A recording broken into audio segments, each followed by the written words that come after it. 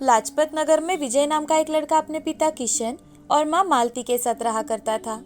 Kishan rickshaw चालक था और मालती शिक्षक हुआ करती थी। विजय के पैदा होने के बाद उसने काम छोड़ दिया था ताकि वो पूरा समय विजय पर ध्यान दे सके। शायद यही कारण था कि विजय पढ़ने लिखने में रुचि रखता था। आर्थिक तौर पर वे ज्यादा कमाते तो नहीं थे, पर उसकी पढ़ाई लिखाई में किशन और मालती ने कोई कसर नहीं छोड़ी थी। एक दिन की बात है। बेटा विजय, क्या कर रहे हो? पापा, मैंने ये किताब लाइब्रेरी से ली है। इसमें बहुत से सफल लोगों की कहानियां हैं।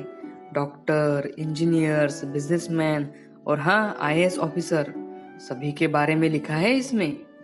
अच्छा, आईएएस से याद आया, एक समय मैं भी उसकी पढ़ाई किया करता था बेटा।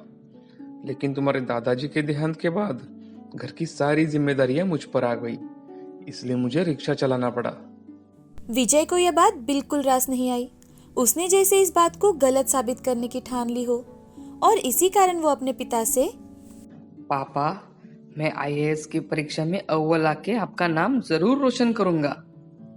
हाँ जरूर विजय, मुझे तुम पर पूरा भरोसा है। किशन ने विजय की बात को बचपना समझ के छोड़ दिया था, पर जैसे जैसे विजय बड़ा होता गया वैसे ही उसका फैसला पक्का होता गया। घंटों तक वो किताबें लेकर बैठता था, बस तभी उठता था जब उसे अपने माँ पिताजी का कुछ काम करना हो या फिर भोजन करना हो। इससे चिंतित होकर उसकी माँ उससे, बेटा विजय, तुम्हें थोड़ा आराम कर लेना चाहिए। तुम्हारे दोस्तों से मिलो, थोड़ी बाहर की ठंडी हवा खाओ। माँ, मैं ये सभी किताबें दूसरों से उधार लेकर पढ़ता हूँ। मुझे ये सिलेबस इसी महीने में खत्म करना होगा, तो बाहर घूमने का समय कहाँ माँ? मालती को विजय का ये जवाब अब याद हो गया था। उसकी लगन के आगे अब वो भी हार चुकी थी। एक साल में ही विजय परीक्षा के लिए बैठने वाला था कि तभी एक दुर्घटना हुई जिसने विजय की जिंदगी को पूरी तरह से हिला दिया था। किशन को दिल का दौरा पड़ा और बड़ी मुश्किल से विजय और मालती उसे अस्पताल लेकर जा पाए। बेटा, अब क्या होगा? तेरे पिताजी को तो फिर से अटैक आ गया। मालती अपनी सुध-बुध खो रही थी। विजय भी बहुत चिंता में था क्योंकि किशन को पहले भी एक बार दौरा आ चुका था। अब डॉक्टर ने किशन की जांच पड़ताल की और फिर विजय और मालती से, इनकी हालत देख के हमें तो लगता है कि इनका ऑपरेशन जल्द ही करना होगा, और जैसे कि आप जानते हैं उसके लिए बहुत सारे पैसे भी लगेंगे। डॉक्टर साहब, आप पैसों की बिल्कुल चिंता मत कीजिए, मैं उसका इंतजाम कर दूंगा। आप बस पिताजी का ऑपरेशन करवा लीजिए। विजय ने डॉक्टर से कह तो दिया था कि वो जल्द से जल्द पैसों का इंतजाम कर लेगा, पर उसके माँ के जेवर और पिताजी की जमा पूंजी के अलावा उसके पास कुछ भी नहीं था। विजय अभी पढ़ रहा था और इस कारण वो कमाता नहीं था कि तभी उसकी माँ ने मायूस होकर उससे कहा, काश मैंने नौकरी ना छोड़ी होती तो इनके ऑपरेशन के लिए आज पैसे कम नहीं पड़ते। माँ, तुम पैसों की चिंता बिल्कुल मत करो, मैं कुछ भी करके पैसे ला दूंगा। विजय ने अपने जान पहचान के लोगों से कुछ पैसे उधार लिए, इस वादे से कि वो जल्द से जल्द सभी के पैसे लौटा देगा। फिर भी कुछ पैसे कम पड़ रहे थे। पिताजी की रिक्शा, जिसे वो सिर्फ दूर से देखा करता था, आज उसे चलाने के लिए विजय उसके अंदर बैठ जाता है।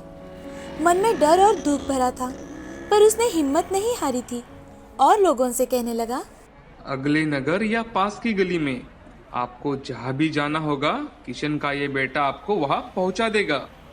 तभी एक गांव के काका उसके पास आए और उससे, बेटा, मुझे अगले नगर में अपनी बेटी से मिलने जाना था, लेकिन उतने दूर जाने के लिए कोई तैयार नहीं हो रहा।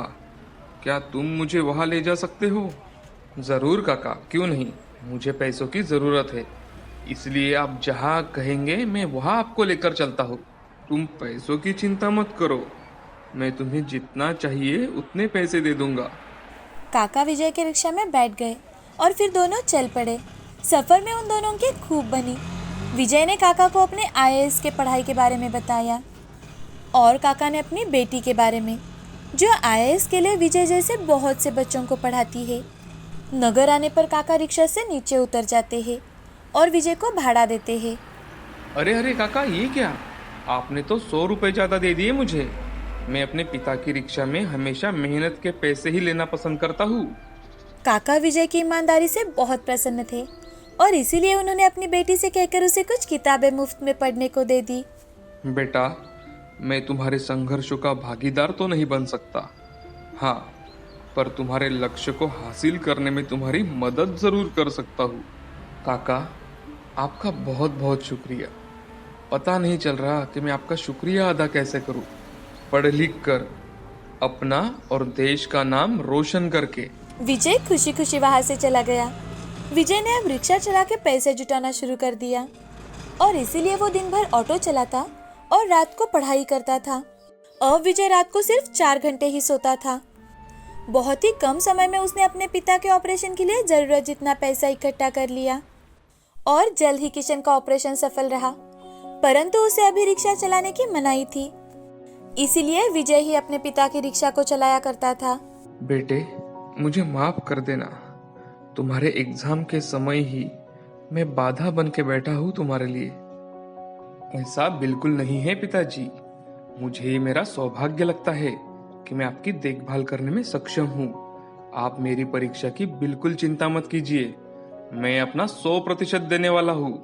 विजय के दृढ़ निश्चय से उसके पिताजी भावुक हो गए और उससे तुम जरूर सफल होगे बेटा। दिन बीत रहे थे। विजय दिन भर ऑटो चलाता और रात को दिन बनाकर पढ़ाई करता था। ऐसे ही उसकी परीक्षा का दिन आया। विजय को पता था कि वो इस मौके को हाथ से जाने नहीं दे सकता और इसीलिए उसने पूरी तैयारी कर ली थी। उसकी परीक्षा खत्म होने के बाद उसके पूरे परिवार को उसके रिजल्ट का बेसब्री से इंतजार था। क्या विजय पास होने वाला था या फिर फेल?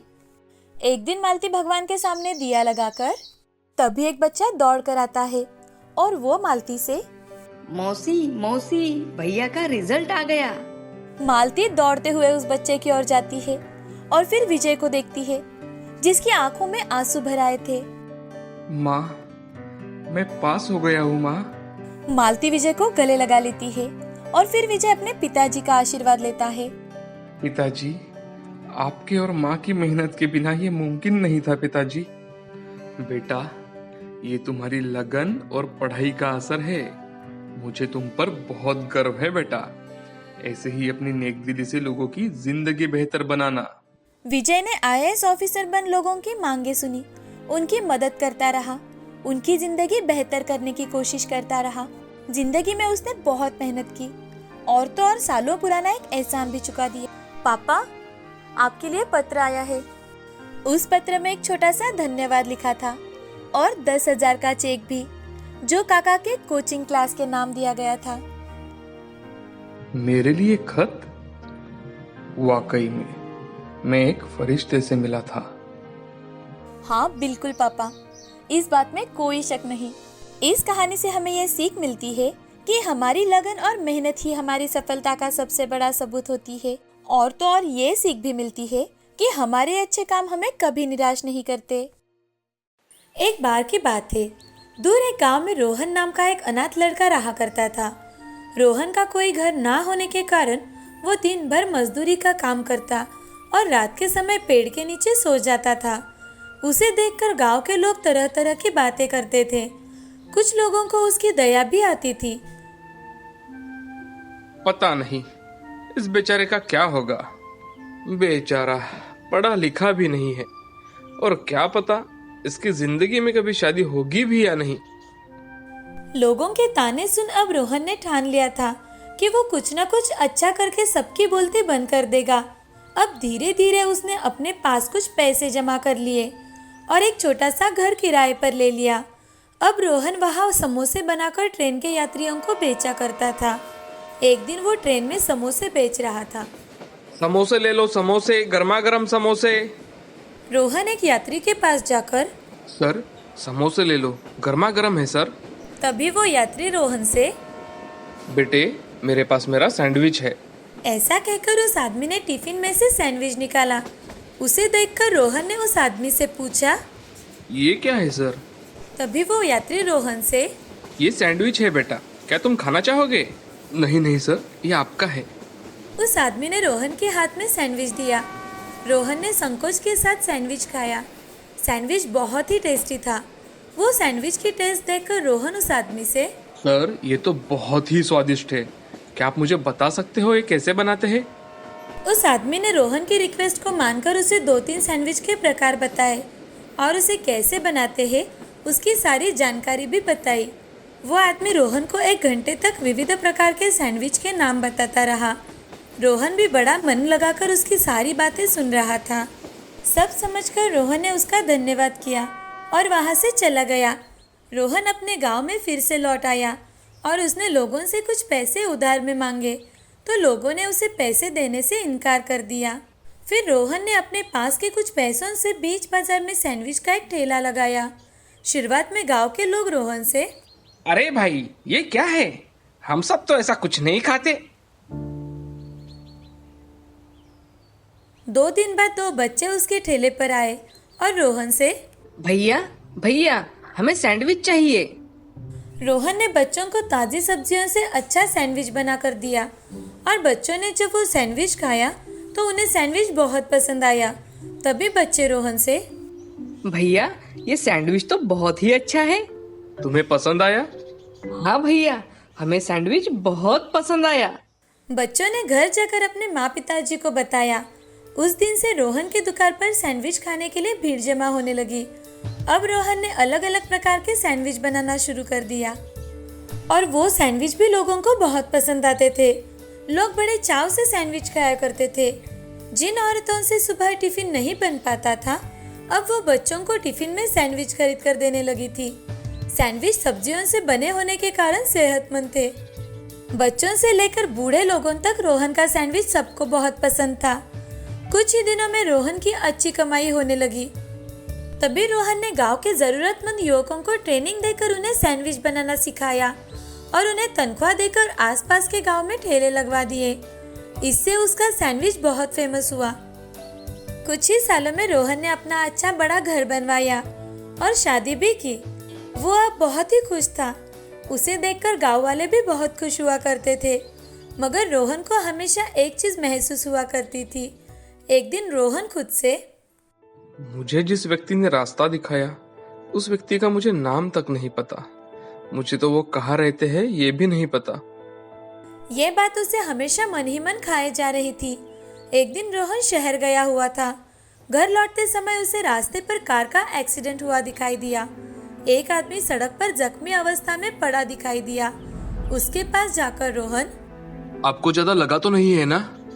उस आदमी का चेहरा देख रोहन ने उसे तुरंत ही पहचान लिया। वो वही आदमी था जिसे रोहन ढूंढ रहा था।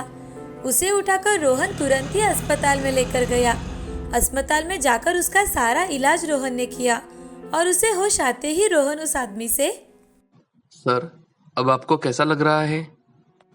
धन्यवाद बेटे, आज तुमने मेरी जान बचाई। नहीं सर, धन्यवाद तो मुझे आपसे कहना था। आपने मेरी पूरी जिंदगी बदल दी सर। सर आपका नाम क्या है? बेटे मेरा नाम नरेंद्र है। और मैंने कैसे तुम्हारी जिंदगी बदल दी बेटा? रोहन ने नरेंद्र जी को सारी आप बीती सुनाई।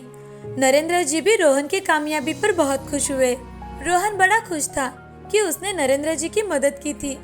अब नरेंद्र जी भी कभी कभी अपने पूरे परिवार के साथ रोहन के हाथ का सैंडविच खाने के लिए आ जाया करते थे। रोहन को हमेशा मन में जो कमी लगती थी वो अब पूरी हो गई थी। इस कहानी से हमें ये सीख मिलती है कि सहायता सिर्फ वस्तु या पैसों से ही नहीं होती। अगर अपना ज्ञान बांटकर किसी की सहायता की तो वो भी बड़े काम आ जाती है।